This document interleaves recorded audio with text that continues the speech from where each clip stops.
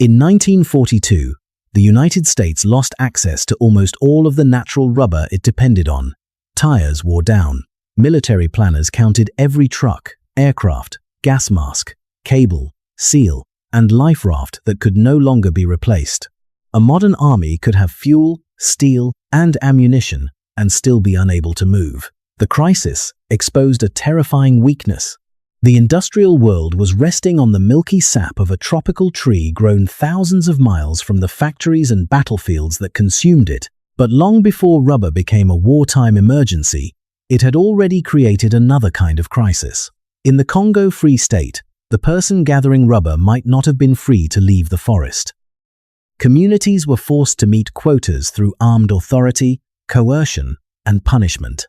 A worker could spend days moving between scattered vines, return carrying everything he had collected, and discover that the only number that mattered was the amount still missing. Far away, that rubber entered warehouses, company accounts, factories, and wheels. The violence became a shipment, the shipment became a price, the price became movement. Rubber helped bicycles, automobiles, factories, and armies move farther and faster. But how did one tree become powerful enough to shape modern industry? And why did the freedom it created so often depend on taking freedom away from someone else?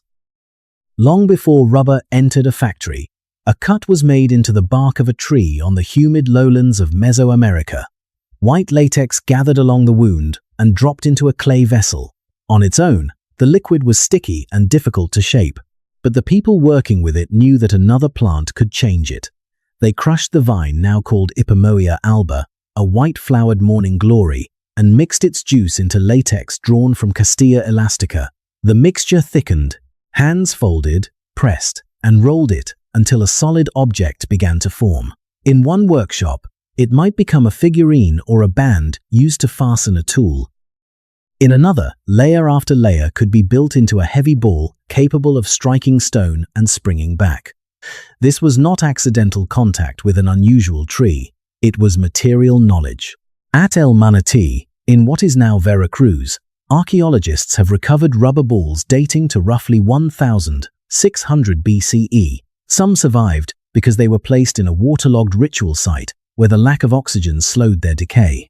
Their existence means that people in the region were manufacturing complex rubber objects more than 3,000 years before Charles Goodyear entered the story. The ball became the center of one of Mesoamerica's most recognizable institutions. Inside a stone court, players faced a solid mass of rubber that could weigh enough to injure an unprotected body. They wore padding around the hips and torso, positioning themselves for an impact that could come fast and hard. The game could be competition, ceremony, political theater, or ritual, depending on the place and period. What remained constant was the material at its center. It bounced. To Europeans arriving in the 16th century, that movement appeared almost unnatural. Their familiar balls were stuffed with hair, cloth, feathers, or air-filled animal bladders. They could roll. They could be thrown. But this dark American material struck the ground and seemed to return under its own power. The visitors saw a curiosity. The communities using it saw something far more developed, a substance that could be altered for different purposes. By changing the proportion of latex and morning glory juice, they could influence how flexible or resilient the finished material became. They did not describe the process in the language of polymers or chemical cross-linking. They did not need to. They understood what the material could do. That distinction matters, because the industrial history of rubber is often told as though a tropical resource waited silently for Europe to discover its value. It did not. Rubber already belonged to systems of skill, ceremony, labor, and meaning. But once samples crossed the Atlantic, that knowledge entered a colder world with different demands. European merchants did not merely want a ball that bounced or a vessel that resisted water. They wanted a material that would behave the same way in every season. Rubber was about to meet an industry that would not accept uncertainty. Europe could import rubber. What it could not do was make rubber behave. In a London shop, a new waterproof coat could look like the future. The fabric resisted rain. Water rolled from its surface instead of soaking through wool and linen. But the same garment could become a problem as soon as the weather changed. In winter, the rubber layer stiffened. In summer, it softened, grew sticky, and trapped an odor customers could not ignore. The promise was real. So was the failure. During the early 19th century, inventors tried to turn raw rubber into shoes, bottles, machine parts, and waterproof cloth. Charles Mackintosh patented a method of spreading rubber dissolved in a coal tar solvent between layers of fabric. Thomas Hancock developed machinery that tore scraps of rubber apart and pressed them back into a workable mass. Together, such experiments created products that seemed to belong to a new industrial age. Yet the material remained unreliable. A warehouse could hold boots that had lost their shape in the heat. A manufacturer could sell a coat in spring and receive complaints when summer arrived. Rubber stretched, sealed, and resisted water, but factories could not trust it to remain the same object in different temperatures. That uncertainty ruined businesses. Across the Atlantic, Charles Goodyear became consumed by the problem. He experimented with powders, metals, acids, and heat while his debts grew. The famous version of the story describes a mixture of rubber and sulfur landing on a hot surface and refusing to melt like untreated rubber. The discovery was probably less a single lucky accident than the result of years spent testing failed compounds. The decisive change was heat combined with sulfur. The process, later called vulcanization, altered the relationships within the rubber itself. The finished material could bend without flowing apart in warm weather, and remain flexible without becoming brittle in the cold. Goodyear identified the breakthrough in 1839 and received a United States patent in 1844. The transformation could be demonstrated with something as ordinary as a fire bucket. A leather bucket absorbed water, dried, cracked, and required care. A bucket made from vulcanized rubber could remain smooth, flexible, waterproof, and resistant to repeated use. The same logic soon extended to hoses, footwear, belts, seals, and countless objects that had previously failed because leather, fabric, or untreated rubber could not perform reliably. Vulcanization did more than improve a strange imported substance. It made rubber predictable. And predictability is what allows a factory to build one object 1,000 times, ship it through different climates, and promise that it will still work when it arrives. For centuries, rubber had moved according to the properties of the tree and the knowledge of the people shaping it. Now, industry possessed a method for forcing the material into consistent service. The problem of behavior had been solved. The problem of supply was about to begin.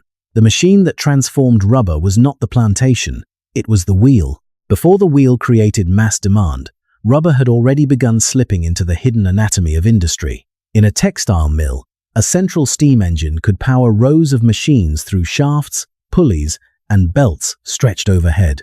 When the belts held, hundreds of spindles moved together. When one snapped or slipped, part of the room fell silent. Rubberized belting offered grip, flexibility, and resistance to repeated motion. Hoses carried steam and water. Seals prevented pressure from escaping. Insulation protected telegraph wires and electrical equipment. None of these objects looked dramatic, but each allowed a machine to operate longer, faster, or with fewer interruptions. Rubber was becoming the material between moving parts. Then, it reached the road. Early bicycles used solid rubber tires fixed directly to metal rims. They softened the impact slightly, but every stone and rut still traveled through the frame and into the rider's body. A journey over rough streets was not simply transportation, it was repeated punishment. In the late 1880s, a Scottish-born veterinarian named John Boyd Dunlop began experimenting with an air-filled tire for his son's tricycle. He wrapped rubber around an inflated tube and created a cushion between the wheel and the ground. Dunlop patented his version of the pneumatic tire in Britain and the United States, just as the new safety bicycle was becoming popular. The difference could be felt immediately. A rider on solid tires struck the road. A rider on pneumatic tires floated over part of it. During the 1890s, bicycle manufacturers began replacing hard rubber tires with removable, air-filled versions. Racing cyclists demonstrated their speed. Urban riders discovered that longer journeys required less pain. The bicycle stopped feeling like a dangerous mechanical novelty and became a practical machine that ordinary people could use for work, leisure, and independent travel. But the bicycle was only the rehearsal. Automobiles multiplied the demand. Every car required rubber in tires, hoses, belts, gaskets, wiring, and seals. A single wheel consumed more material than many earlier household products, and every mile slowly wore part of that material away. Tires punctured, treads disappeared, fleets needed replacements. The market no longer wanted a few waterproof coats or fire buckets. It wanted a continuous river of latex. At a port in the Amazon, dark blocks and sheets of rubber accumulated in warehouses before being loaded onto steamships. Thousands of miles away, factories cut, mixed, pressed, and cured the material into identical products. Between the forest and the road, rubber passed through enough hands that the person buying a tire could no longer see the person who had gathered the sap. This was the decisive reversal. Rubber had once served societies that lived near the tree. Now distant cities were redesigning themselves around machines that depended on it. Streets widened, factories accelerated, bicycles expanded personal range. Automobiles turned distance into a daily calculation of fuel, time, and road. Once movement became a mass industry, the forest could no longer be allowed to decide how much rubber the market received. Industry had solved the material. Now empire would try to solve the tree. If Britain could not control the Amazon trade, it would move the Amazon somewhere else. In 1876, Henry Alexander Wickham stood near Santarém, a river port deep inside Brazil's rubber country, collecting seeds from Hevea brasiliensis. They did not resemble a strategic resource. Each seed was small enough to disappear inside a closed hand. But the mature tree behind it produced the latex now required by factories, telegraph systems, bicycles, and an expanding world of machines. Britain wanted that tree under British control. Wickham packed tens of thousands of seeds into baskets and cases, then carried them downriver to a waiting steamship. The voyage was later presented in Britain as an adventurous botanical mission.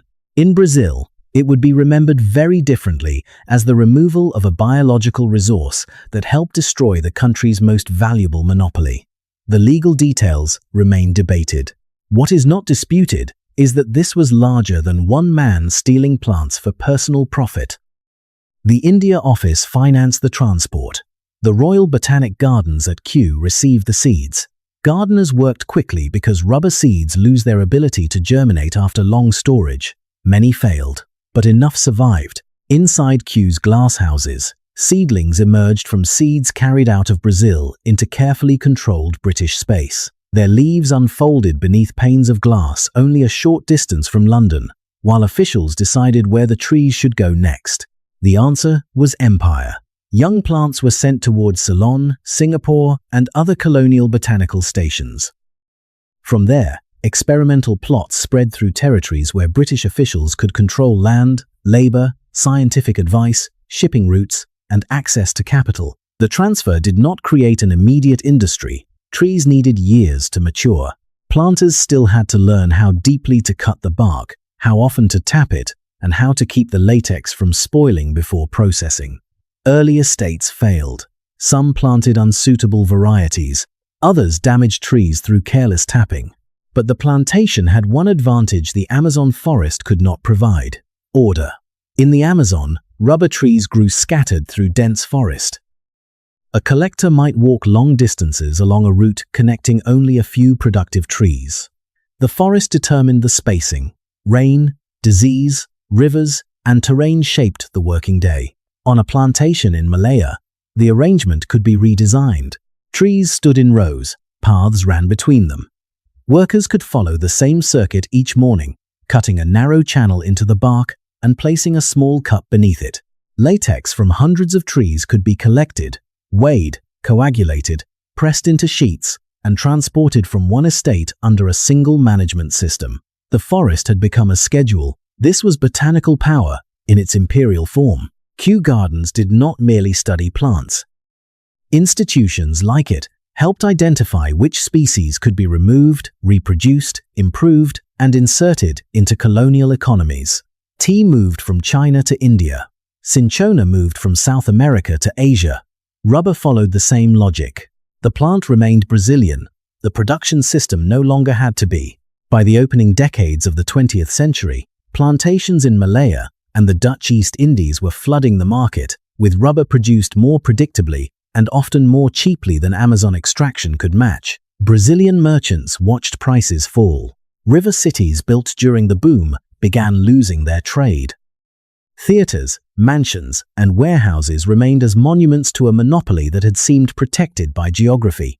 But geography was no defense against an empire that could move seeds, labor, science, and capital across oceans. Amazon rubber had not disappeared. It had been reorganized elsewhere. And before the plantation fully replaced the forest, the race for wild rubber would produce some of the most brutal labor systems of the colonial age. Rubber's darkest transformation did not happen in a laboratory. It happened when a quota entered the forest. In the Congo Free State, land that colonial authorities classified as vacant was claimed by the state and divided into concessions. Companies received access to enormous territories. The people already living there did not receive a meaningful choice about whether they wished to enter the rubber trade. They were ordered to deliver. A man could leave his village carrying food, a knife, and an empty basket, then spend days searching for wild rubber vines scattered through dense forest. Unlike plantation trees, these vines did not stand in neat rows. Reaching them required distance, time, and physical endurance. The latex had to be gathered, carried back, and presented to an agent who measured the result against a quota. At the collection post, the forest became a number. The agent looked at the weight. The armed men nearby looked at the agent. If the amount was judged insufficient, the explanation, poor weather, exhausted vines, illness, or the need to tend food crops, did not change the calculation. The quota still remained. This was how industrial demand entered daily life. Rubber collection pulled people away from farming, fishing, and families. Villages lost the time needed to grow food. Hostages, armed coercion, and punishment were used to force compliance. The violence was not a breakdown of the commercial system. It was one of the methods by which that system obtained rubber at a price distant buyers were willing to pay. The product then began to change identity. At a river station, rubber was weighed and entered into a ledger. It moved into a warehouse, onto a steamer, and toward an Atlantic port. By the time it appeared in European accounts, the village had vanished. There was no column for fear, no line for food that had not been planted, and no entry for the days taken from a family. There was only quantity, there was only value. The violence became a shipment. The shipment became a price. The price became movement. Across the Atlantic, reformers and missionaries began collecting testimony about what the rubber regime required. Their reports challenged the fiction that abuses were isolated acts committed by a few uncontrolled agents. The same patterns appeared across territories where armed authority and commercial extraction had been joined together. Then another scandal emerged from a different forest. In the Putumayo region of the western Amazon, indigenous communities were drawn into a rubber economy dominated by the enterprise associated with Julio César Arana. The business eventually operated through the Peruvian Amazon Company, registered in London and presented to investors through the ordinary machinery of modern commerce. That legal structure created a disturbing distance. At one end of the chain, indigenous workers faced confinement, coercion, impossible demands, and violence. At the other, directors and shareholders encountered certificates, reports, and promised returns. A company could appear respectable in a financial center, while the conditions supporting its profits remained almost unimaginable to the people buying its shares. Roger Casement entered the region as a British investigator and listened to testimony from workers and witnesses. He did not need one theatrical revelation. The repetition was the revelation. Different voices described the same structure: demands for rubber, punishment when demands were not met, and officials whose advancement depended on how much material they extracted. Back in Britain, the question reached Parliament.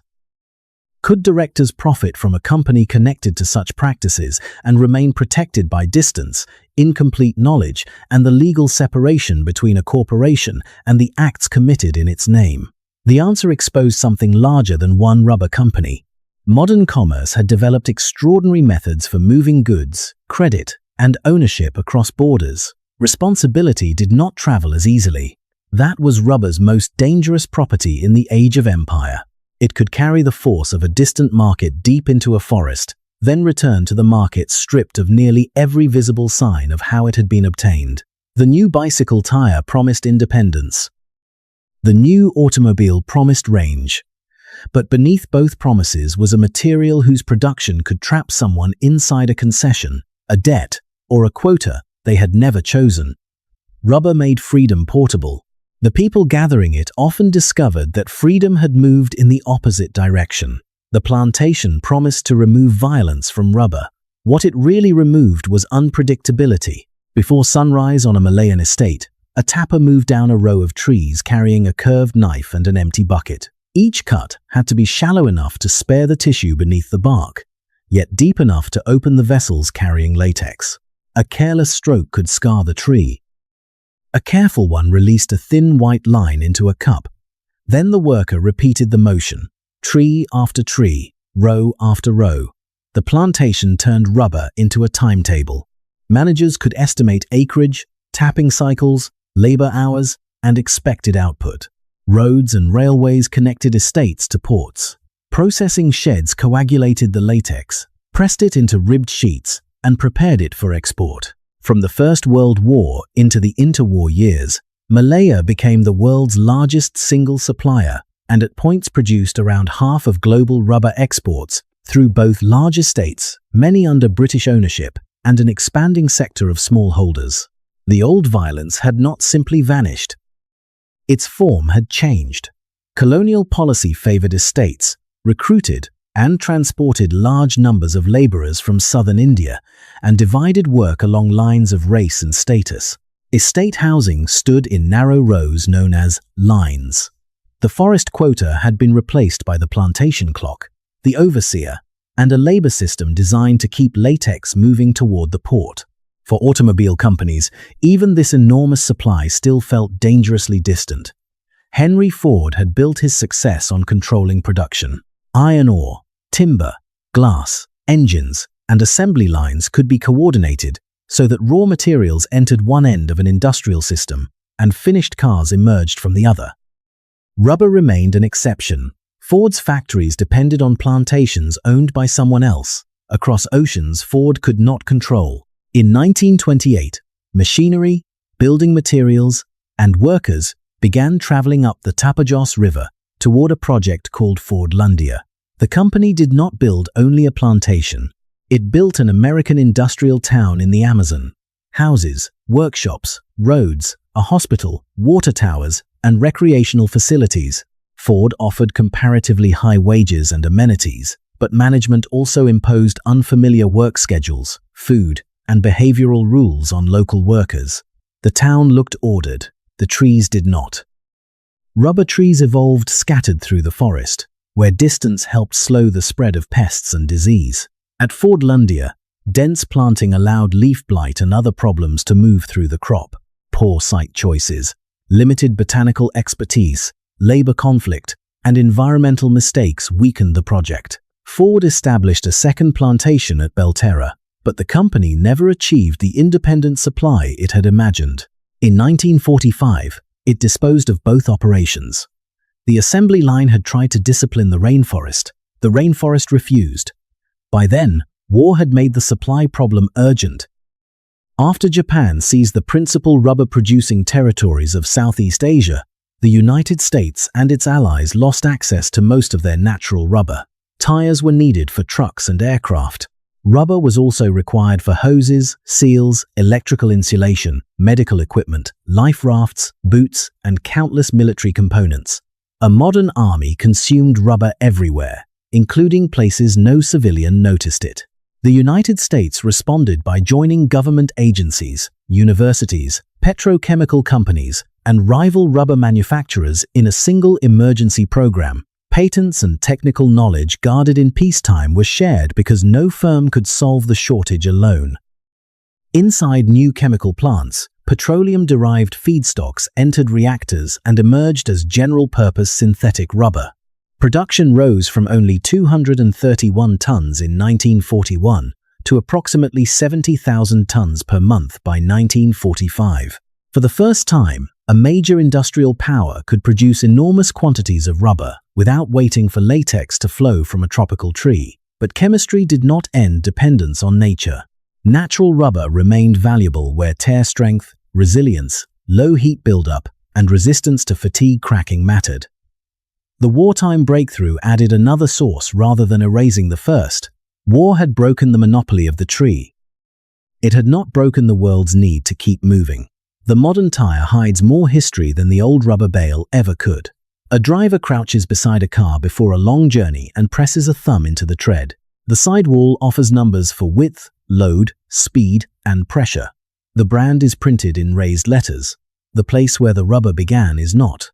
There is no line identifying the plantation, no name for the person who opened the bark before sunrise, no space for the wage, the contract, or the route the latex followed before it became part of the wheel. A tire is no longer a simple ring of processed tree sap. Manufacturers combine several natural and synthetic rubbers with steel, textile cords, carbon black, silica, oils, antioxidants, and other chemicals. Different compounds are designed for different tasks: gripping wet pavement, carrying weight, resisting heat, bending repeatedly, and surviving thousands of kilometers of abrasion. Synthetic rubber did not erase the tree.